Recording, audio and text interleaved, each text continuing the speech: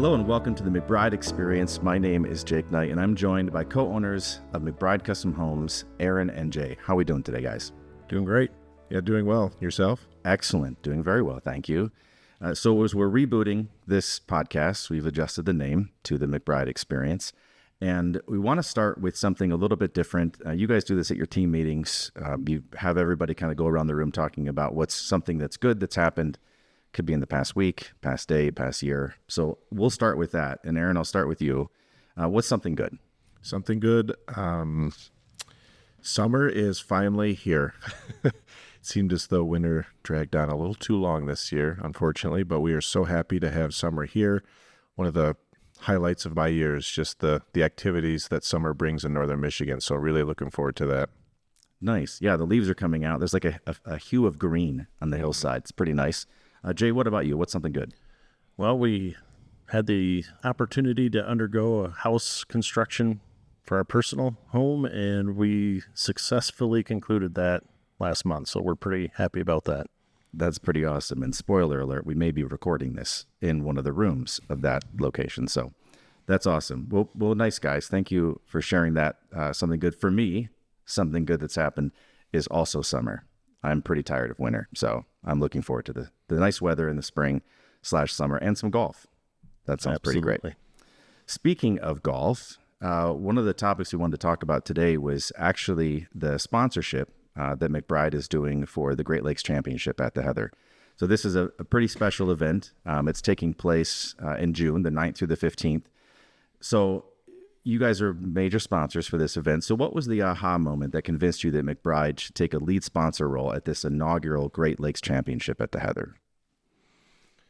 Well, we love golf, simply, and we love how the game of golf helps children and what it does for the community as well, especially here in northern Michigan.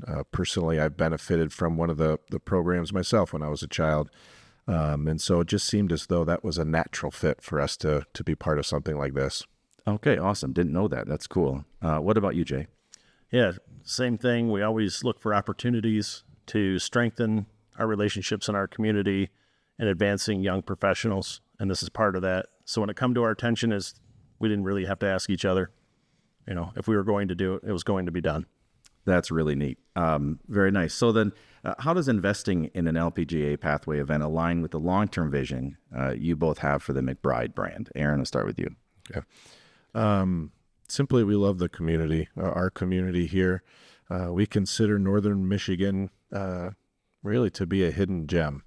And so anytime we can help exposure to that, share what we love so much about northern Michigan with others, people maybe who haven't experienced this before, it's something that we really enjoy and like to dig our teeth into. Good. What about you, Jay?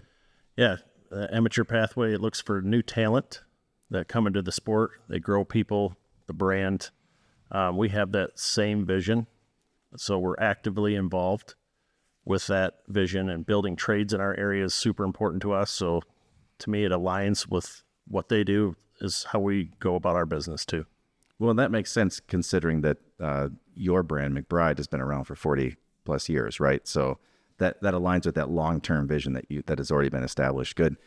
So kind of shifting gears a little bit to the luxury home expertise is what you guys are known for. So your homes are known for this meticulous craftsmanship, elevated guest experiences. Where do you see parallels between building a luxury home, residence, and staging a world-class golf tournament? Jay, we'll start with you. Yeah, world-class golf tournament, it takes a lot of planning, attention to the details, making sure you have the right people around you to make that successful.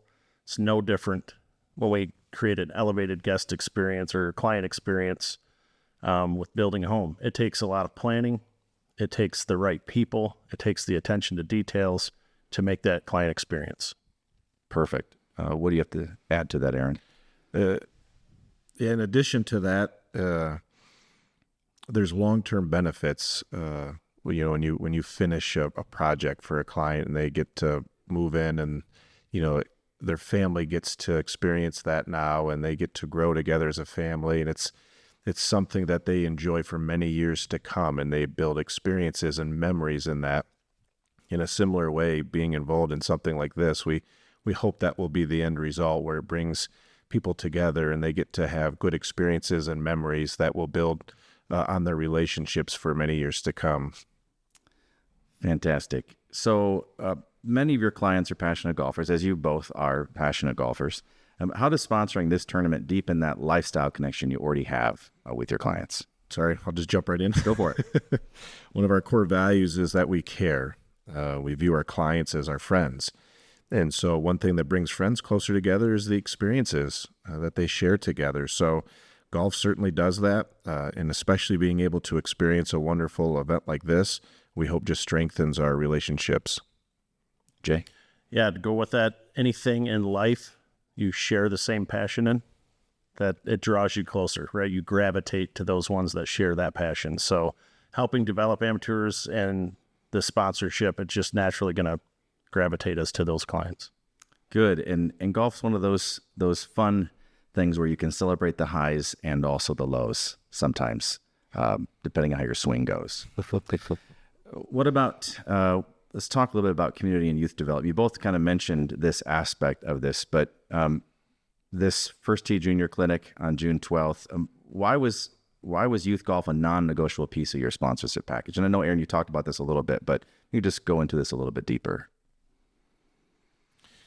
Yeah, well, as I mentioned, this was when I was a kid, there was a golf program that really meant a lot to me and helped me in a lot of different ways. And so with this in particular, it was, just an opportunity to pay it forward, just to keep that going. And when we think about what this does for these programs do for the kids, the families, we care deeply about the families in our community, and we want to do everything we possibly can to set our children up for success, the children within our community, help the families. We're very proud of the work that First Tee does, and so we're very happy and feel privileged to be able to help in this way. Super. Jay? Yeah, when you say non-negotiable piece, I think of, I have two boys. They're in First Tee. They've been there for 2 years. It's not just golf that it benefits them in. It teaches them how to become leaders by building their confidence, their resilience, and eventually to become a professional in whatever they do, right? So let's face it, not many of us are going to become pro or even semi-pro golfers, right? But those qualities will translate into whatever you do. Yeah, and I think, that speaks nicely to the effect that this will have long-term, or the hopes that you'll have long-term. So looking at more of sort of the economic and cultural impact of an event like this. So there'll be a surge of visitors in this June 10th through 15th, this for this very exciting event.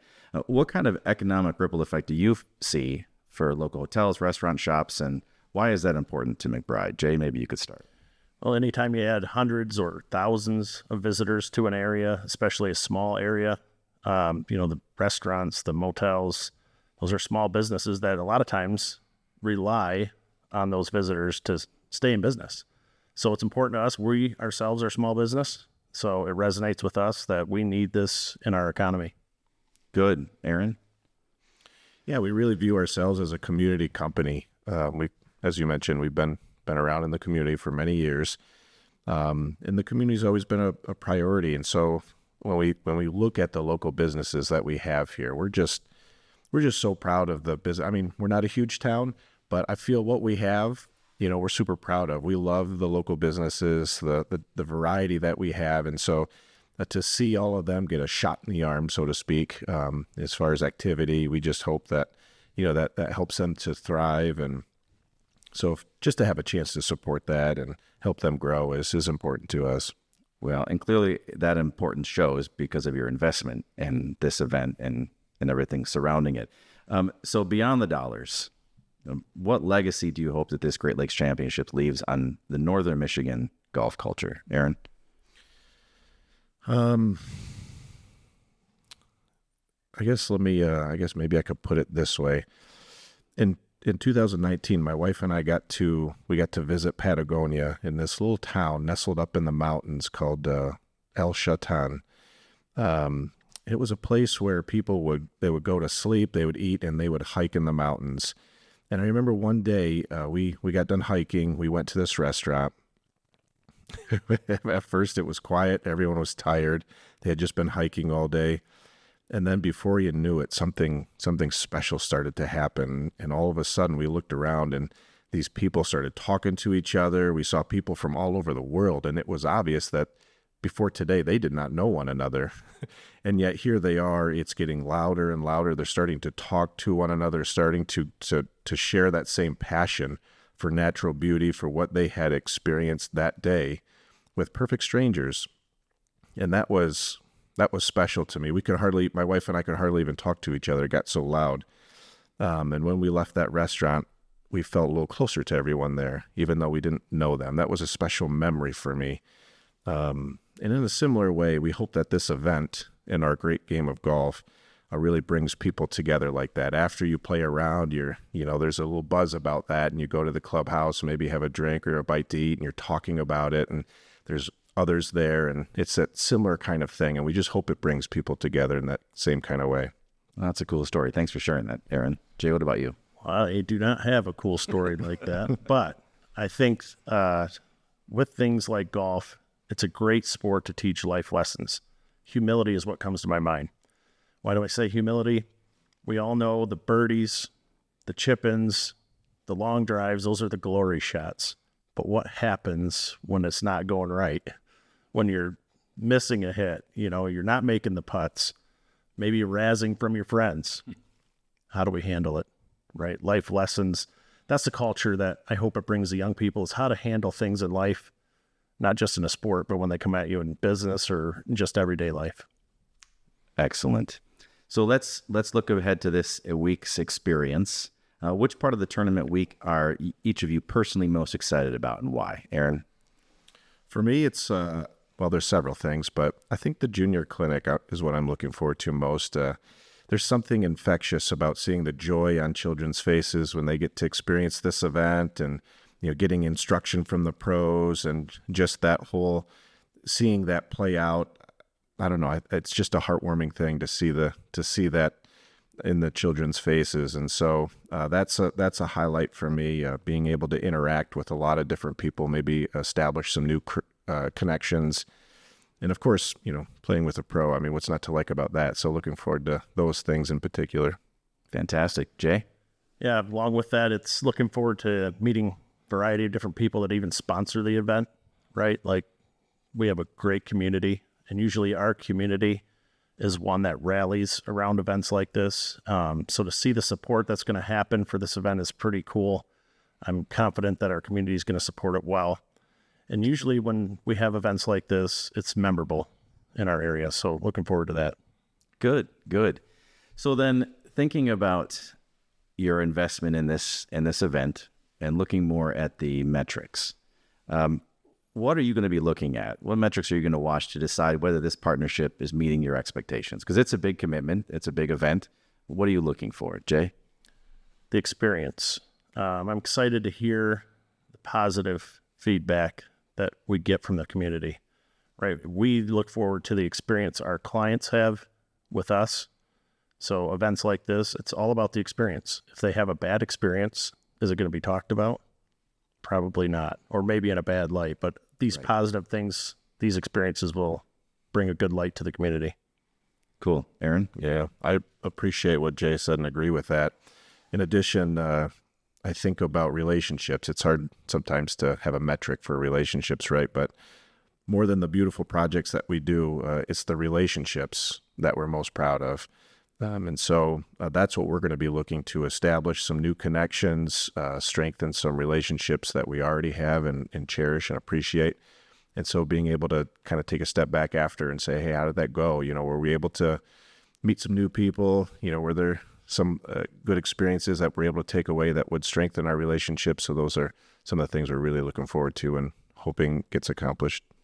Good. It seems a trend that I keep hearing both you talk about is experience, which part of the reason we've made the shift to talk about the McBride experience, because that's super important, not only for you, but also for the community in general.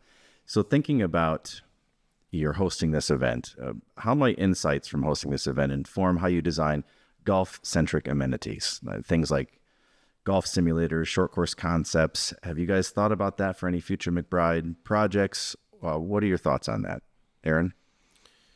That is a good point. And it often gets actually brought up, especially in initial meetings with clients. And, as we're starting to take a look at the project, what their needs are, their desires and wants, and we start getting to know them well and what anticipations we might have as to what they're going to want in this home. And things like golf simulators need to be planned well. That has a lot of impact on how we build that structure. For example, golf simulators require taller ceilings. They have width restrictions.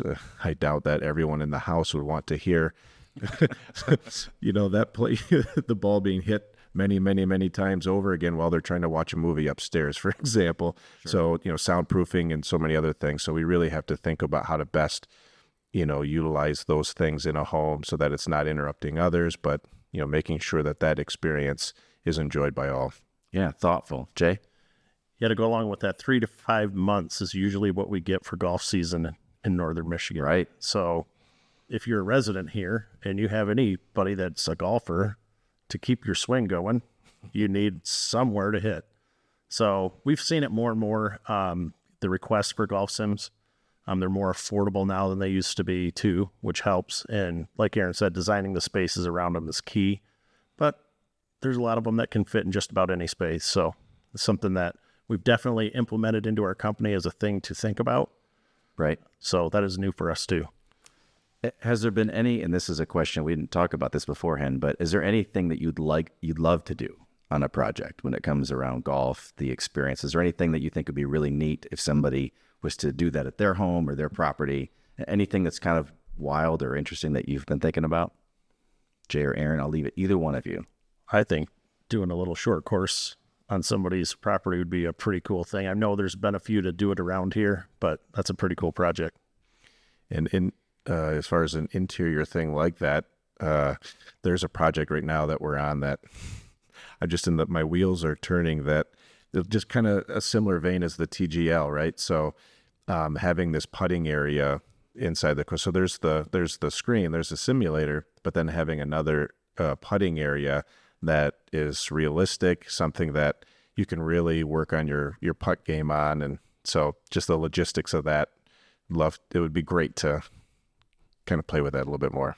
Okay. Well, and as any golfer knows, the short game is just as important as a long game, or maybe even more important than the long game. Well, that's really cool. I hope to see some of those projects coming up in the next year or two. So then finally, let's picture Sunday afternoon. Final group is walking up 18.